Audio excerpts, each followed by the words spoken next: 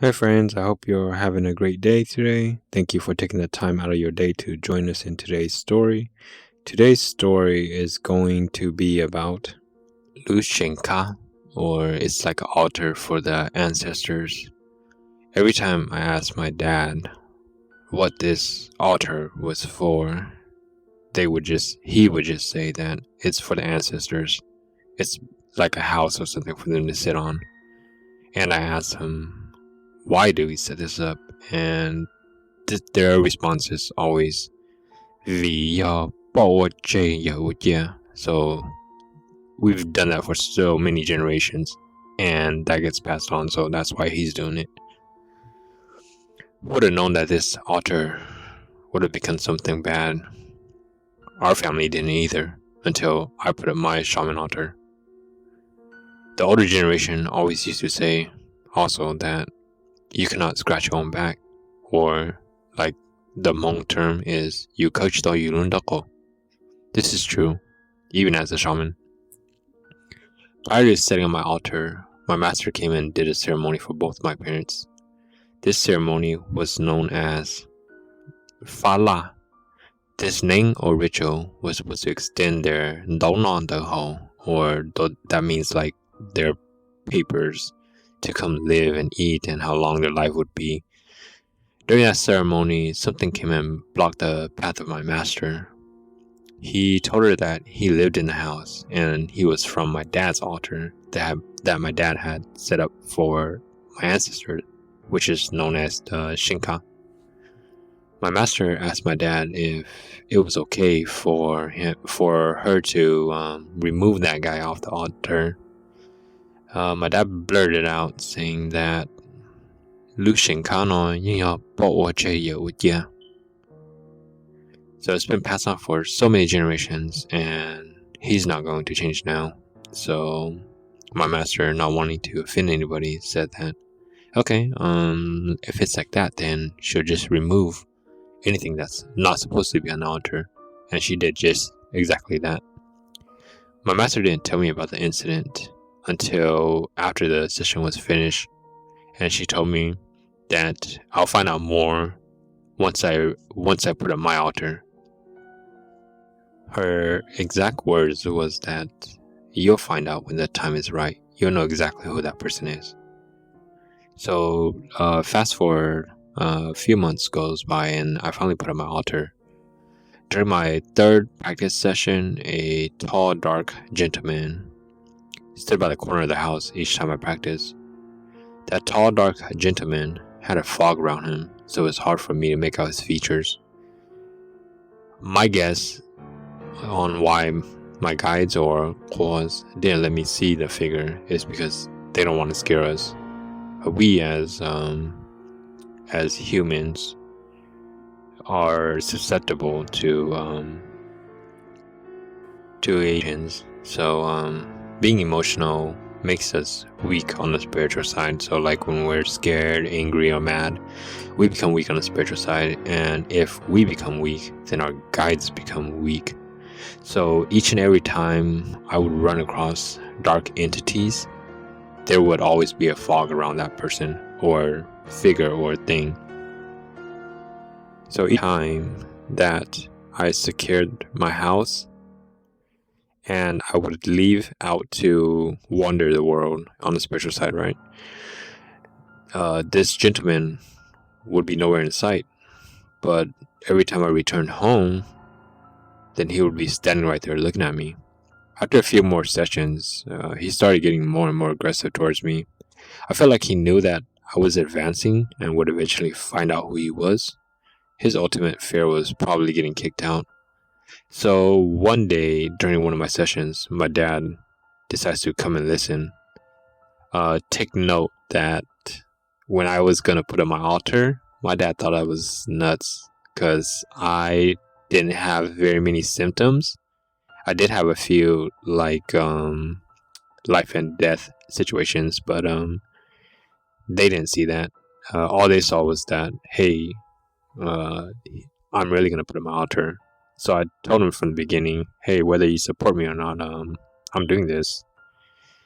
So as each session progressed, they started to believe a little bit more. So for this sessions, I had just stood up as my guides pulled me towards the ceilings with my bells. This is usually a sign to stand up. So I started securing my house and was getting ready to grab my horse. All of a sudden, my guides extend my arm out and started moving my hands in a circular motion. This movement usually signals that someone is blocking my path. I then focused in on the gray fog surrounding a male presence. When that spirit or entity blocks your path, you have a few options. One, you confront them to see who they are and what they want and why they're blocking you. Or two, you threaten them to move, or you're gonna kill them. I've decided to confront who he was and his reason for blocking me. So I asked him, "Who are you and why are you blocking me?" Then my guides told me that he was from my dad's altar. I told the guy to move aside. As long as he doesn't interfere with our job, then we'll leave him alone, since it's my dad's responsibility, or we're gonna need my dad's permission in order to remove him. So the guy looks at me and he responded. 各位有知道的 or English translation is you won't be able to kick me out. He's basically been there as long as ever since we had the cigar up. So my guess is that he already overpowered them, or has been there so long that they can't touch him either. So I tell him, hey, look, I won't touch you since my dad has to be the one that allows me to remove you. But if you dare get in our way, then I'll make sure you regret it. That male figure, or the Shinka guy, he steps aside as we make our way towards the door and head out to pick up my horse. After I pick up my horse, I came back to the house and decided to look at the altar that was supposedly for their ancestors. I was curious and wanted to see if there was actually any ancestors on there, which there were none. The only one there was that gentleman that my dad has been honoring or thing for ever since I can remember. So I ended up wrapping up the session and confronting my dad. I asked my dad, "Hey dad, what's the purpose of having the altar up?" My dad responded, "Son, that altar is for your ancestor to come sit and rest. It's basically like a house for them to stay at." I responded, "How come when I travel to the spiritual side, I don't see any ancestors there then?" He responded, "Oh, your ancestors are on the altar. That's always how it has been for many generations." Ever since then, I kept my opinions to myself. A few months does go by, and my dad's back started to hurt really bad. He couldn't find any causes for the pain, so he asked me to look into his back pain.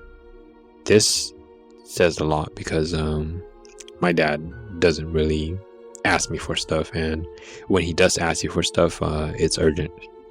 So when I finally got home, I lit up my altar, and a bright white glow and the smoke from the incense started to fill the room. My altar was gold from the joss paper that was used to decorate the altar.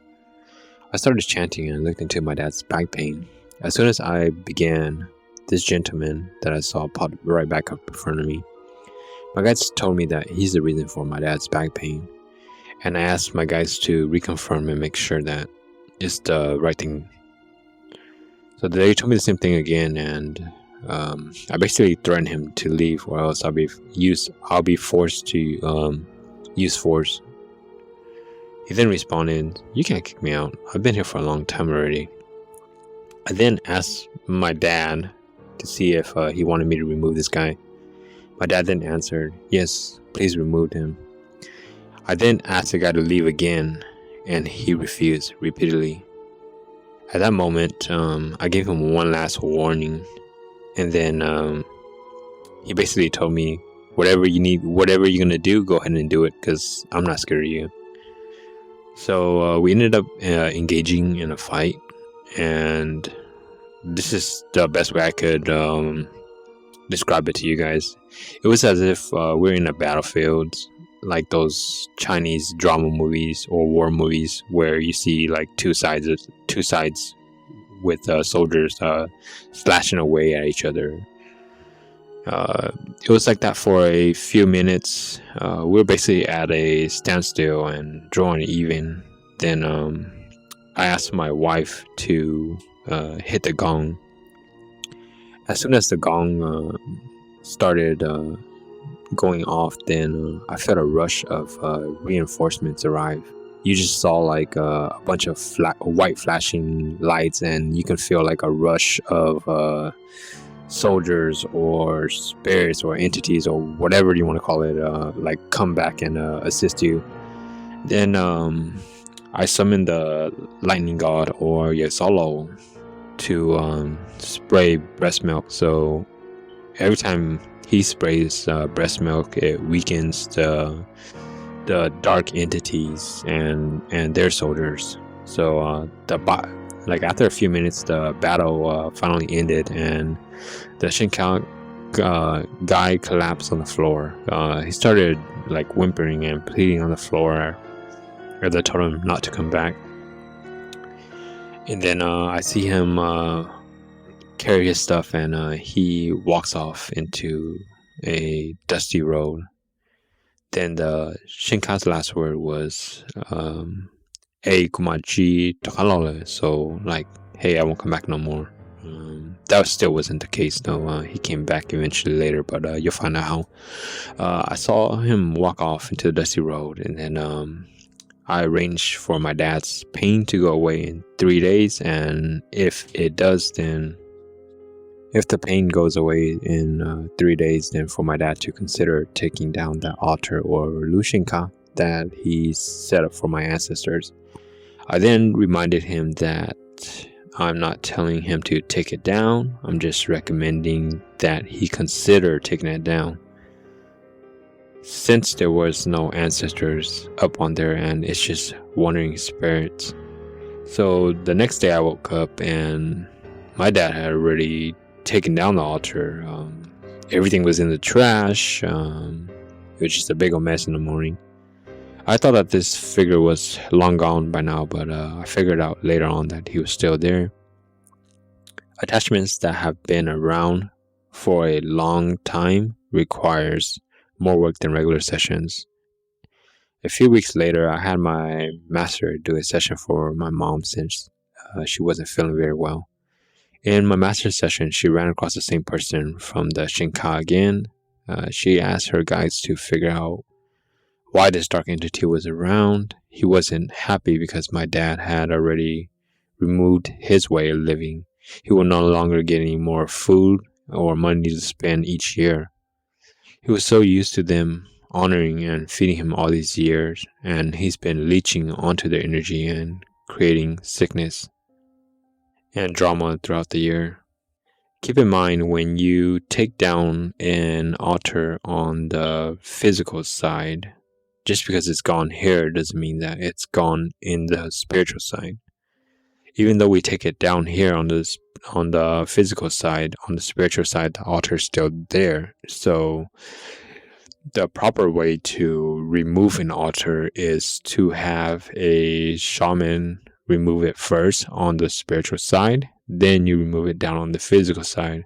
But for this instance, we did things backward. So this time, my master sent this person to the black hole, or the place of no return. That's usually a last resort.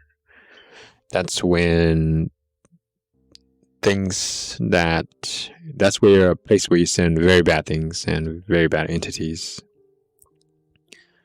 Ever since then, I haven't ran across this dark spirit from the Shinka. This just reaffirms the old saying where the OGs used to say that we can't scratch our back, or "bekashtope noko." And sometimes it takes an outsider to be able to see what we cannot. Why I say this is because when you go to someone else's house, you might not think that it's dirty or it's messy because it's normal to you. But when someone else comes to your house, they may think your house is dirty, but that seems completely normal to us. So we can fix most issues, but there will always be one or two instances that you'll need someone else's help. And just because it's been like that, or like been a tradition or a generational thing that's been passed on, doesn't mean that we don't question it. If most of you guys are like me, I question everything that the older generations say, because I want to know why. I'm one of those kids who would always ask, why do we do things that way, and what's the purpose of it? And if they couldn't tell me a good enough reason for it, then I wasn't going to follow it. But yeah, this sums it up for this story. I want to thank all of you guys for listening. Those who haven't liked, shared, or subscribed yet, please do so. And if you have any stories that you would like to share, please send us an email. Our link is in the bio.